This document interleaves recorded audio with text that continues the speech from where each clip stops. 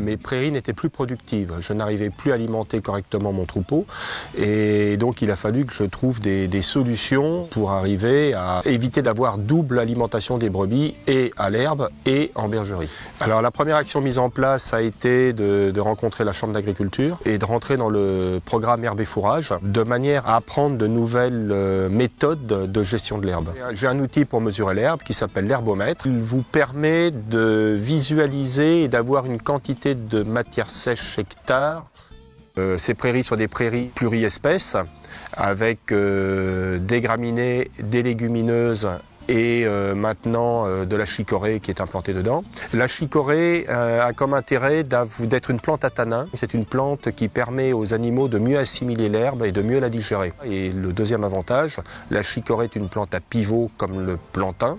Et donc ça permet un travail du sol et de remonter l'eau et d'avoir un petit peu plus à pâturer l'été, alors que les graminées et les légumineuses ont un peu plus de mal à ce moment-là à s'en sortir.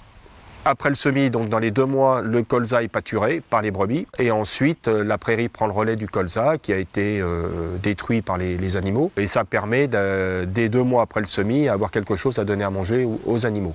L'herbe pâturée est l'équivalent d'un aliment du bétail lorsqu'elle est pâturée entre 15 et 5 cm. Donc il est très important de pâturer entre ces 2 tailles et surtout de ne pas pâturer trop longtemps.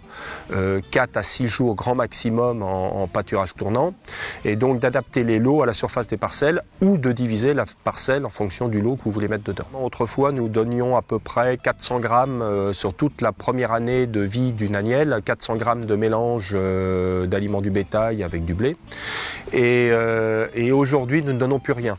Les agnelles ont un développement superbe, une meilleure lactation. L'économie sur l'exploitation a été de 14 000 € par an dès la première année, avec un énorme gain sur l'aliment du bétail et sur l'engrais.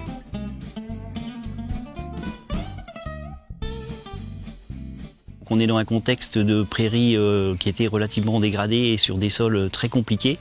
Et le fait d'appliquer la méthode donc herbe et fourrage avec les hauteurs d'herbe et puis la rénovation des prairies, ça a permis d'atteindre des niveaux de productivité qu'on peut retrouver dans d'autres zones du département qui sont beaucoup plus privilégiées, quoi. C'est-à-dire qu'on est peut-être parti d'un rendement de 2 tonnes de matière sèche et aujourd'hui on va être entre 6 et 8 tonnes de matière sèche à l'hectare.